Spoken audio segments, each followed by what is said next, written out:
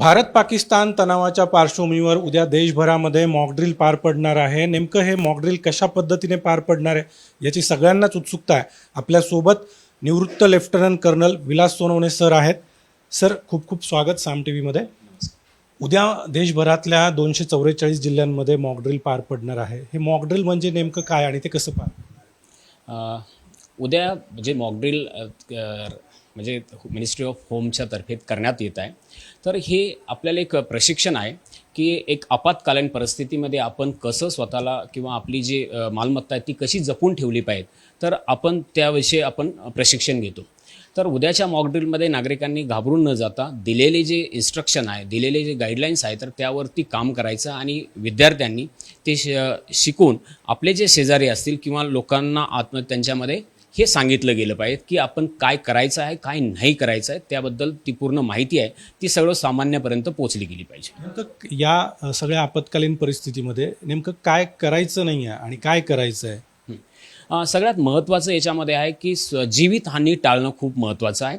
तर आपण जर अशा वेळेस सायरन दिला जाईल त्यावेळेस आपण जी जड काही बांधकाम असेल किंवा कॉन्क्रीट बांधकाम असेल तर त्याजवळ गेलं पाहिजे आणि त्या बांधकामाच्या शेल्टर त्याजवळ आपण किंवा त्यामध्ये एक बेसमेंट असू शकतो, त्यामध्ये सबवे असू शकतो, त्यामध्ये स्वतःचं आपलं एक कन्स्ट्रक्टिव्ह जे कॉन्क्रीटचं कोणतंही स्ट्रक्चर असेल तर त्याच्या जवळ आपण जाऊन शेल्टर घेतलं गेलं पाहिजे। कारण की त्यामध्ये आपण स्प्लिंटर एअर स्ट्राईकमध्ये 2 गोष्टीची हानी केली होती। त्यामध्ये एक तर शॉकवेव्ह आणि दुसरी आहे स्प्लिंटर। तर ह्या दोन्हीपासून जर प्रोटेक्शन घ्यायचं असेल तर अशी जी जड जी बांधकाम आहे तर ती आपल्याला प्रोटेक्शन संरक्षण देतात। तसंच जर खोल जागा जर असेल कुठेही, जर ओपन स्पेसमध्ये तुम्हाला जर बांधकाम भेटलं नसेल, भिंती भेटले नसेल, तर खोल जागा असेल, खड्डा असेल जमिनीच्या आत, म्हणजे कमी खोलत्या कमी लेवलची जी जागा आहे तर त्या लेवलमध्ये तुम्ही स्वतःला झोपून ठेवलं पाहिजे किंवा तिथं राहिलं पाहिजे। यामध्ये ब्लॅकआउट्स देखील केलं जाणार आहे। ब्लॅकआउट्स नेमकं आपण कशासाठी करतो आणि त्यामुळे? शत्रू देशाला किंवा एअर स्ट्राईक करत असेल तर अशा वेळेस आपण जी लाईट आहे तर ह्या लाईट इझिली आपण डिटेक्ट होतो आणि दुसऱ्याचं आपण टार्गेट बनवू शकतो। तर अशा वेळेस आपण काय करतो, कंप्लीट लाईट बंद करतो। तर यामध्ये ब्लॅकआउट म्हणजे आपली जी उपस्थिती आहे ती आपण लपवून ठेवतो। तर अशा वेळेस रात्रीच्या वेळेस ही उपस्थिती आपण लपवून ठेवण्याचं काम ह्या ब्लॅकआउटद्वारे केलं जातं आणि स्वतःला आणि शत्रूपासून त्याचा आपला बचाव होऊ शकतो। यामध्ये होस्टाईल परिस्थिती किंवा अचानक अशी काही परिस्थिती निर्माण झाली तर त्यासाठी देखील प्रशिक्षण देण्याच्या गाईडलाईन्स देण्यात आलेल्या आहेत। हो, नक्कीच। याच्यात गृह मंत्रालयाद्वारे हे डिक्लेअर केलं आहे आणि राज्य शासनाद्वारे याला कंडक्ट केलं जातं। यामध्ये खूप काही गाईडलाईन्स आहे, इन्स्ट्रक्शन आहे, काय केलं पाहिजे किंवा काय नाही केलं पाहिजे। तर त्याविषयी सगळ्यांनी पूर्णपणे जाणून घेऊन नागरिकांनी ते आपल्या जे परिवार आहे किंवा आपली जी सोसायटी, गाव किंवा शहर आहे किंवा आपली अपार्टमेंट आहे तर त्यामध्ये सगळ्यांनी मिळून त्या गोष्टी समजून घेतल्या पाहिजेत आणि त्याच्यावरती ॲक्शन केली पाहिजे। असं त्यामध्ये घाबरण्याचं किंवा चिंता करण्याचं कोणतंही कारण नाही। हे एक मॉक ड्रिल आहे, म्हणजे एक प्रॅक्टिस आहे। तर त्यामध्ये एवढं काही सिरियस असं नागरिकांनी घ्यायला नाही पाहिजे। याआधी मॉक ड्रिल नेमकं कधी झालं होतं आणि नेमकं ते कुठल्या परिस्थितीमध्ये? कोणतीही आपत्कालीन परिस्थिती असेल, जसं 1970मध्ये 71मध्ये झाली होती, त्यानंतर कारगिल युद्धाच्या वेळेस झाली होती, तर अशा वेळेस आपल्याला शत्रूच्या अटॅकपासून सावध राहिलं पाहिजे। तर अशा वेळेस बऱ्याचशा वेळेस हे मॉकड्रिल केलं जातं आणि हे वारंवार केलं जातं।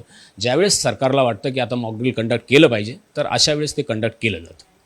होस्टाईल परिस्थितीमध्ये विद्यार्थ्यांनी, तरुणांनी आपल्यासोबतच्याही व्यक्तींचा बचाव करावा अशा पद्धतीच्या काही सूचना आहेत। तर नेमकं त्या सिच्युएशनमध्ये कशा पद्धतीने बचाव करता येईल? नक्कीच। पहिलं जे मी सांगितलं त्यामध्ये स्वतःला घन बांधकामासाठी किंवा बेसमेंट याच्यासाठी लपवून ठेवणं, तसंच काच आपल्या बिल्डिंगमध्ये ज्या काचेच्या वस्तू आहेत तर त्याच्यावरती एक प्लास्टिक सीट लावणं गरजेचं आहे। कारण की ते ब्रेक झाल्यानंतर ते शॉकवेव्ह त्याच्यापासून आपल्याला इंजुरीपासून आपला बचाव झाला पाहिजे। त्यानंतर आपण एक योग्य ठिकाणी आपलं स्वतःला प्रोटेक्ट केलं गेलं पाहिजे। तसेच आपली जी मालमत्ता आहे ती जसं ओपनवरती आपण काही गोष्टी ज्या लपवून ठेवू शकतो तर अशा गोष्टी लपवून किंवा त्या गोष्टी बेसमेंटमध्ये वगैरे ते ठेवू शकतो। तर याविषयी अजून जर याच्यामध्ये बऱ्याचशा काही गोष्टी आहेत तर त्यामध्ये तात्पुरते शेल्टर असेल तर कोणाला शेल्टर पॉसिबल नसेल किंवा भेटत नसेल तर आपण आपले टेबल बेड आणि मॅट्रेस याला यूज करूनसुद्धा शेल्टर आपण बनवू शकतो. तर हे मल्टी स्टोरी बिल्डिंगमध्ये पॉसिबल. हे पण नसेल तर बाथरूम एक चांगली जागा आहे, तर त्यामध्ये आपण तिथं स्वतःला ठेवू शकतो. ज्या 244 जिल्ह्यांमध्ये मॉकड्रिल होत आहे त्यामध्ये नाशिकची निवड झाली आणि नाशिकमध्ये 3 ठिकाणी हे मॉकड्रिल होत आहे. तर नेमकं नाशिक युद्धाच्या किंवा आपत्कालीन परिस्थितीच्या दृष्टीने किती संवेदनशील आहे आणि कशा? नक्कीच नाशिक संवेदनशील आहे म्हणूनच नाशिकची निवड झाली. तर याबद्दल जे मनमाड आहे तर तिथं आपले बरेचसे रिझर्व्ह आहे, ऑइल रिझर्व्स आहे. त्यानंतर दुसरं जे आहे सिन्नर आहे, औद्योगिक वसाहत आहे, ओझर आहे, असे बरेचसे आपले डिफेन्स म्हणजे इन्स्टॉलेशन आपल्या आसपास आहे. तर नक्कीच त्यांनी ह्याचा विचार करून यायचं. हो हो, तर असे बरेचसे इन्स्टॉलेशन आहे, तर त्यामुळे नाशिकची निवड झाली असावी असं मला वाटतं. शेवटचा प्रश्न, आता मॉकड्रिल जे आहे ते सगळ्याच ठिकाणी पार पडणार आहे. नागरिकांनी अशा वेळी काय करावं, काय आपलं? नागरिकांनी दिलेल्या ज्या सूचना आहेत त्याचं तंतोतंत पालन केलं गेलं पाहिजे.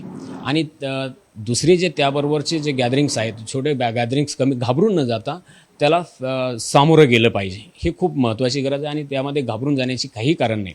तर आपण स्वतःला जे इन्स्ट्रक्शन ते जर फॉलो केले तर आपण स्वतःला चांगल्या पद्धतीनं सेफ ठेवू शकतो. खूप खूप धन्यवाद सर.